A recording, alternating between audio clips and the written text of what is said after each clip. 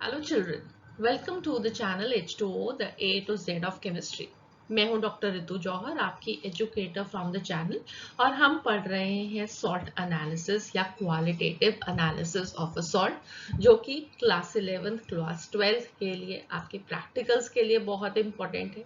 Graduation level में भी salt analysis बहुत इंपॉर्टेंट है और साथ ही में कॉम्पिटिटिव एग्जामिनेशन में स्पेशली जेई मेंस में और एडवांस में इसकी बहुत ज़्यादा इम्पोर्टेंस है।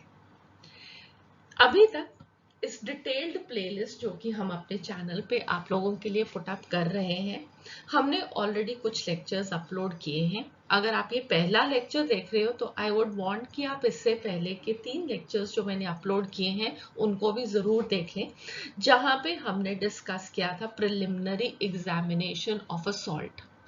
तो सॉल्ट की प्रिलिमिनरी एग्जामिनेशन में उसका कलर देखना, ड्राई हीट टेस्ट करना, फ्लेम टेस्ट करना और बोरेक्स भी टेस्ट करने जैसे कुछ टेस्ट के बारे में हमने एक डिस्कशन किया, जिनसे हमें एक फियर आइडिया सा लगना शुरू हुआ कि कौन सा केटायन या कौन सा एनायन इस सॉल्ट में हो सकता है। अभी हमको आगे फर्दर डिस्कस करना है द वेट टेस्ट, जिसके अंदर हम वेट टेस्ट करेंगे एसिड रेडिकल्स के लिए और बेसिक रेडिकल्स के लिए।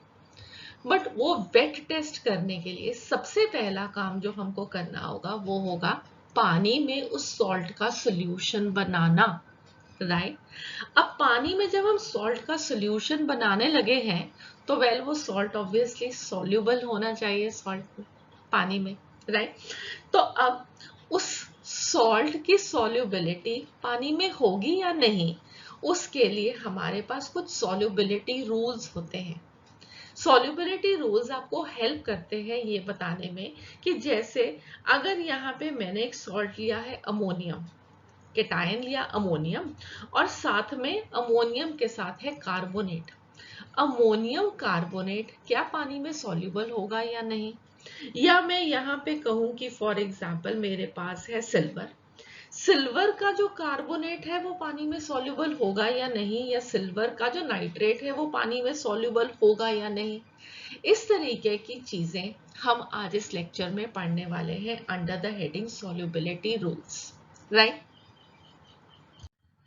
तो ये क्यों हम पढ़ने वाले हैं आज solubility rules? Let us understand one thing कि हमारे सिलेबस में कुछ केटायंस हैं और एनायंस हैं जिन्हें हमने आइडेंटिफाई करना है, जो कि मैंने आपको लिस्ट पहले भी दी थी, ठीक है। तो ये केटायंस की लिस्ट है और ये एनायंस की लिस्ट है और इसके नीचे लैब मैनुअल में इंपॉर्टेंटली ये लिखा हुआ है कि जो इनसॉल्युबल सॉल्ट्स हैं वो एक्सक्लूड किए जाएंगे। तो इसका मतलब है कि हमारा हर सॉल्ट पानी में सॉल्युबल होगा। तो हमको पहले ही मालूम हो सकता है कि ये वाले सॉल्ट सॉल्युबल होते हैं, ये वाले सॉल्ट सॉल्युबल नहीं होते हैं। ये चीज एक आपको हेल्प कर सकता है। दूसरी इंपॉर्टेंट चीज एक और है जो कि आपको इस सॉल्ट एनालिसिस में बहुत ज्यादा हेल्प करने वाली है, वो है कि हम लोगों ने इस सॉल्ट एनालिसिस में बहुत इंपॉर्टेंट कुछ ऑब्जर्वेशंस करनी होती हैं, राइट। कि सॉल्ट को फॉर एग्जांपल हीट किया तो उसमें से कौन सी गैस निकली, दो केमिकल्स को रिएक्ट करवाया था, उसके बाद कौन सा प्रेसिपिटेट बना, वो प्रेसिपिटेट कैसे बनता है। Let us understand with the help of an example. अब हमारे पास है बेरियम क्लोराइड और हमारे पास है सोडियम सल्फेट, ठीक है। ये एग्जाम्पल मैंने आपकी क्लास 10th की बुक में से उठाया, जो कि अगर किसी ने भी अभी सॉल्ट एनालिसिस को पढ़ने से पहले इन डेप्थ अपनी इनऑर्गेनिक केमिस्ट्री नहीं पढ़ी है, वो भी इस इक्वेशन के साथ फेमिलियर हो, ठीक है। तो ये एग्जाम्पल है एक डबल डिस्प्लेसमेंट रिएक्शन का, जहां पे केटायन एनायंस का इंटर एक्सचेंज होने वाला है। बेरियम के साथ रिएक्शन में सल्फेट ज्वाइन कर जाएगा, बेरियम सल्फेट बनेगा और सोडियम और क्लोरीन मिलके सोडियम क्लोराइड फॉर्म करेंगे, ठीक है। अब ये पानी में सॉल्युबल था, ये भी पानी में सॉल्युबल है, but what we find is कि बेरियम सल्फेट एक वाइट कलर का प्रेसिपिटेट फॉर्म करता है और सोडियम क्लोराइड पानी में ही सॉल्युबल रहता है। तो पानी में सॉल्युबल रहने वाला सॉल्ट पानी में रहा, एक्वस बना, और बेरियम सल्फेट जो पानी में सॉल्युबल नहीं था वो इनसॉल्युबल था, उसी ने तो प्रेसिपिटेट फॉर्म किया था।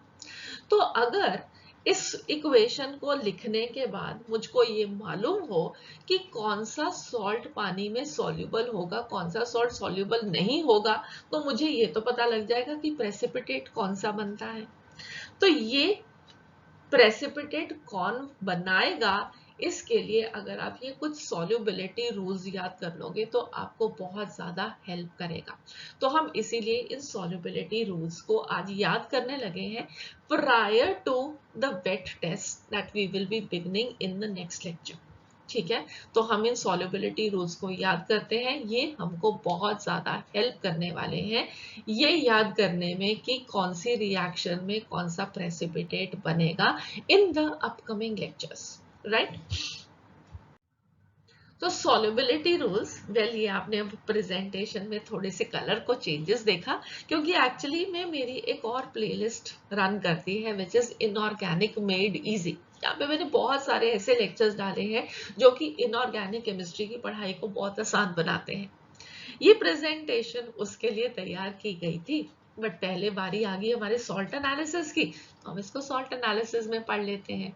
ठीक है, तो सॉल्युबिलिटी रूल्स एक सेट ऑफ रूल्स है आयंस का, जो हमको ये बताते हैं कि when an ion is mixed with other ions they can become precipitates और दे रिमेन एक्वस। तो क्या जब एक आयन दूसरे आयन से कंबाइन करेगा तो क्या वो प्रेसिपिटेट बनाएगा या वो पानी में ही सॉल्युबल रहेगा।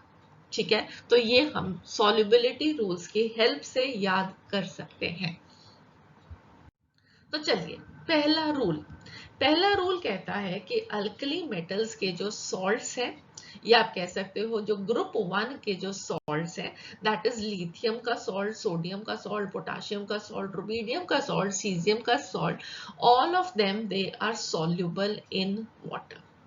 ठीक है, क्या याद रखेंगे हम कि अल्कली मेटल के जो सॉल्ट्स होते हैं, दैट इज ग्रुप 1 के जो सॉल्ट्स होते हैं, they are soluble in water. Okay, so we have lithium nitrate, we have sodium chloride, we have potassium sulfate, etc etc etc। कोई भी एनायन आप इनके साथ लगा दो तो वो जो सॉल्ट होगा that will be soluble in water. ठीक है, एक यहाँ पे इंपॉर्टेंटली एक इंफॉर्मेशन और लिख लीजिए, that is from your NCERT point of view important. NCERT point of view से इंपॉर्टेंट क्या है, एक हम लोगों ने ऑल्दो यहाँ पे जो एनायंस गिवन है उसके अंदर बाइकार्बोनेट्स लिस्टेड नहीं है, बट आपके लिए एनसीईआरटी टेक्स्ट बुक के अकॉर्डिंगली बाइकार्बोनेट्स भी इंपॉर्टेंट है। तो आगे जब हम सॉल्ट एनालिसिस करेंगे तो हम बाइकार्बोनेट्स के बारे में भी बात करेंगे। तो यहाँ पे मैं चाहती क्या हूं कि आप लिख लो कि पहली चीज, अगर मैं बाइकार्बोनेट्स की बात करूं तो सोडियम से सीजियम ग्रुप 1 के एलिमेंट्स लिथियम को छोड़ के बाकी के जो बाइकार्बोनेट्स होते हैं they are the only bicarbonates which are solids.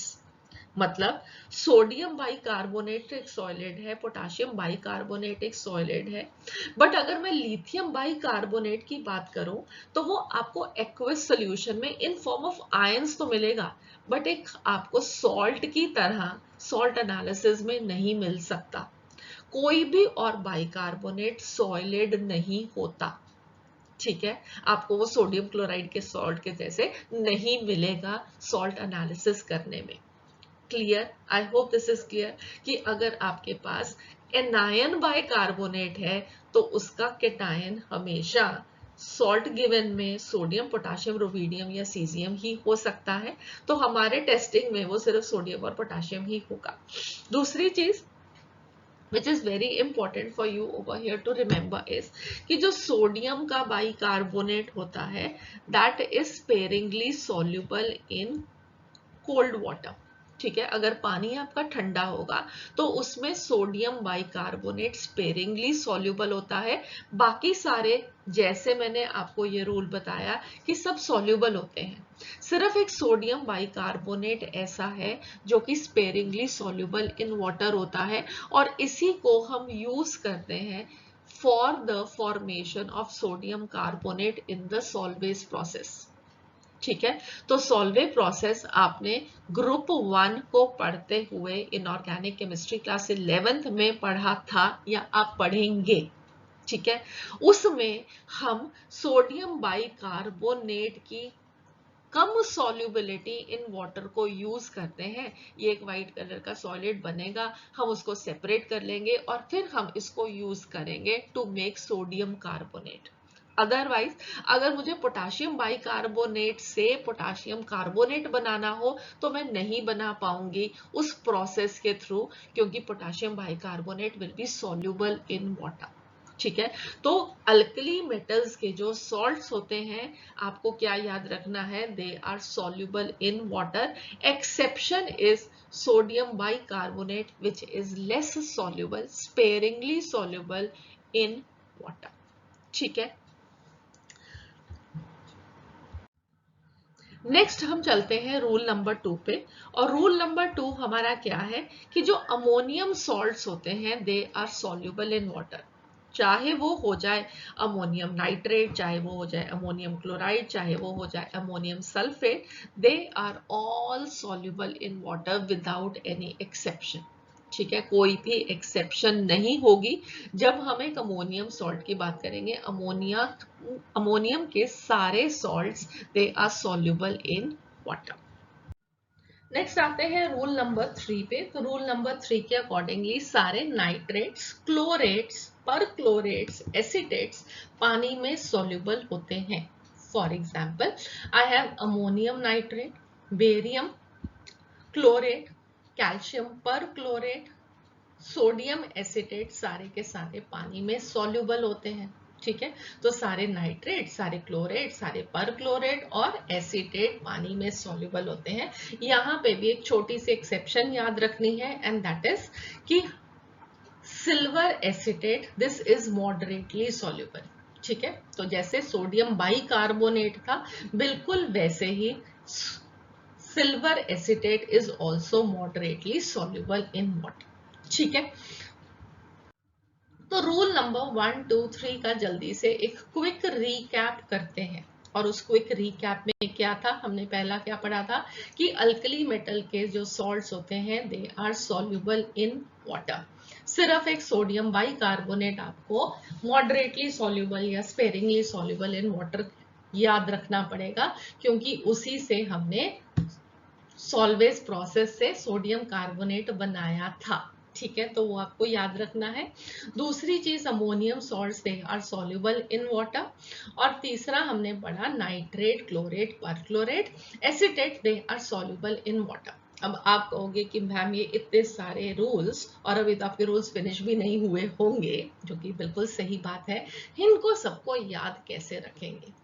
तो वेल छोटा सा निमोनिक एक बना लेते हैं, उससे याद रख लेंगे। तो निमोनिक क्या है, वन कैपना।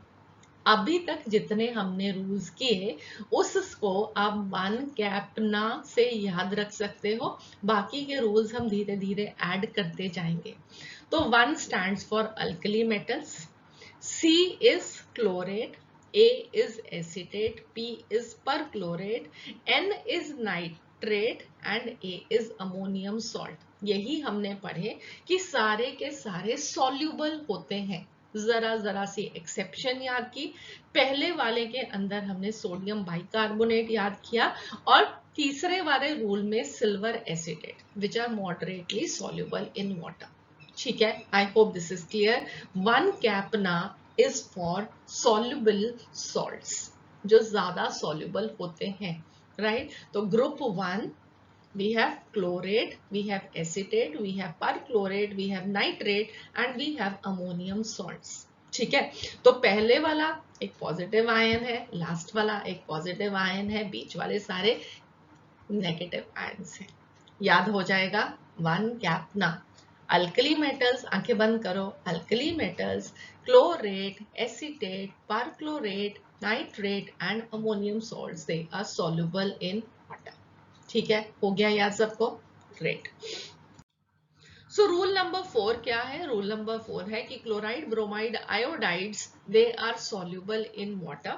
तो यहाँ पे भी इंपॉर्टेंटली हम कौन सी लिस्ट को ऐड अप कर रहे हैं? Soluble salts. जो सॉल्ट ज्यादातर सॉल्युबल होते हैं, हम उसकी लिस्ट में हमने चौथा रूल ऐड किया है।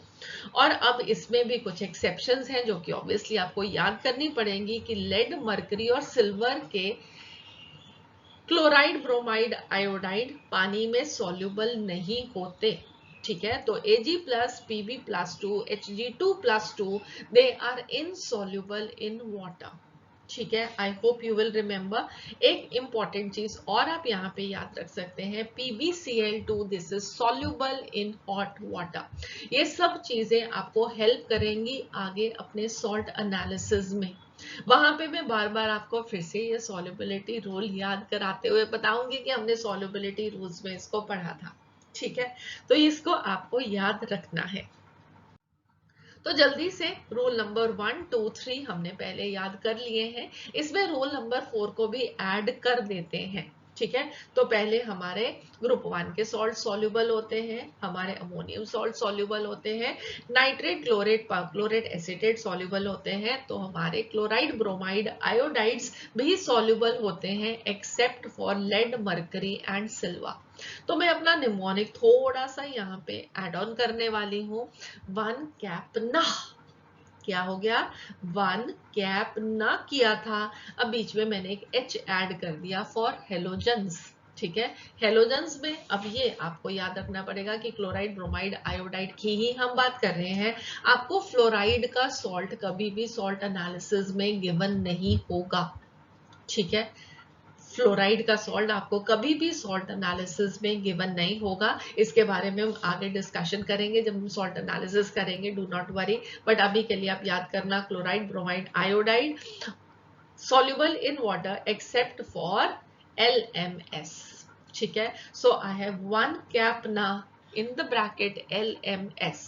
Alkali metals, chlorate, acetate, perchlorate, nitrate, ammonium salt and halides, that is chloride, bromide, iodide, all of them they are soluble in water. Halides they have a very important exception as LMS, lead, mercury, silver. ठीक है, हो गया याद सबको? Very good. Rule number 5 again हमारे soluble salts की list को बढ़ाने वाला है और वो है सल्फेट्स। तो all sulphates they are soluble in water. सारे तो हो ही नहीं सकते हैं, एक्सेप्शन तो याद करनी ही पड़ेंगी। तो यहाँ पे एक्सेप्शन क्या है? Again LMS, lead, mercury, silver के जो सॉल्ट्स होते हैं they are insoluble in water. ठीक है, याद रहेगा। LMS किस किस में हमने 2 केसेस याद कर लिए, एक हेलाइड्स के केस में और एक सल्फेट्स के केस में, they are insoluble in water. यहाँ पे आपको लिस्ट में थोड़े से केटाइंस और याद करने पड़ेंगे and that is going to be my castrobier. अब कैस्ट्रोबियर क्या है? वेल, अब यहाँ पे जो रेड में देख रहे हो that is calcium, strontium and barium. Calcium, strontium और बेरियम के जो सल्फेट्स होते हैं they are also insoluble in water. ठीक है, सो हम लोगों ने यहाँ पे 5 रूल्स सीख लिए हैं, जल्दी से उसका एक रिकैप करते हैं।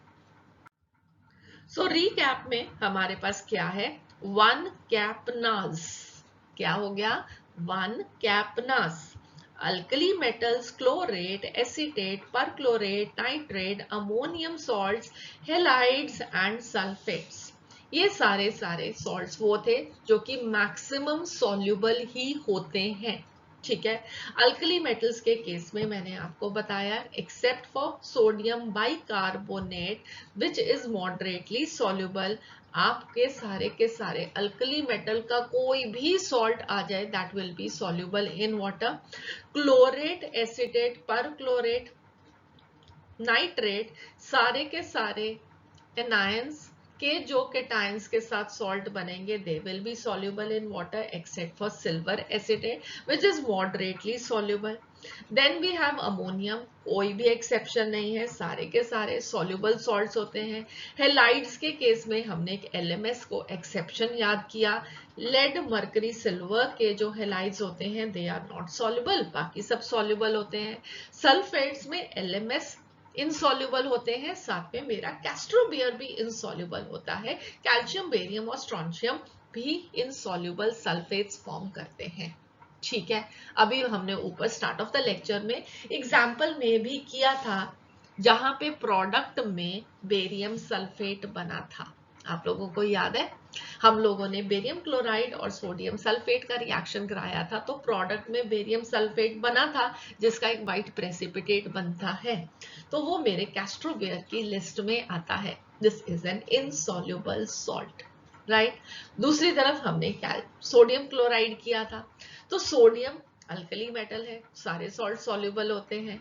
हेलाइड्स के केस में एलएमएस को छोड़ के सारे सॉल्ट सॉल्युबल होते हैं, सोडियम क्लोराइड इज सॉल्युबल। समझ में आ रहा है कनेक्शन, क्या बोल रही हूं मैं?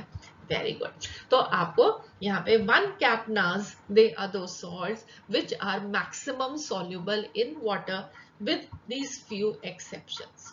ठीक है, चलिए आगे। अब रूल नंबर 5 तक हमने सारे सॉल्युबल सॉल्ट्स देखे। अब हम वो सॉल्ट्स देखेंगे जो कि ज्यादातर इनसॉल्युबल होते हैं और कुछ एक्सेप्शंस होंगी जो कि सॉल्युबल होंगे। ठीक है, तो पहले 5 रूल्स सॉल्युबल सॉल्ट्स के लिए और अब आने वाले रूल्स इनसॉल्युबल सॉल्ट्स के लिए। ठीक है, तो रूल नंबर 6 किसके लिए है? हाइड्रोक्साइड्स के लिए है, जिसके ज्यादातर जो सॉल्ट्स होंगे वो इनसॉल्युबल होंगे वाटर में। एक्सेप्शन क्या रहेगी?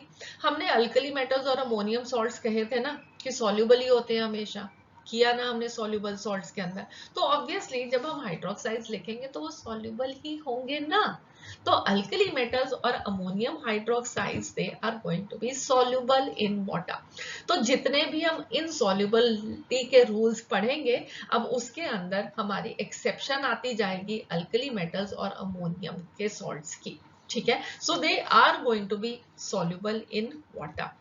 एक्सेप्शन यहाँ पे जो आपको याद करनी है extra, that is going to be my again castrobier. Castrobier मतलब कैल्शियम, स्ट्रोंशियम और बेरियम के जो हाइड्रोक्साइड्स होते हैं, they are soluble in water. Calcium hydroxide sparingly soluble होता है। ठीक है, लाइम वाटर मिल्की, याद है हमने लाइम वाटर पढ़ा था, तो लाइम वाटर या slate lime is calcium hydroxide. ठीक है, आई होप आप लोगों को याद है।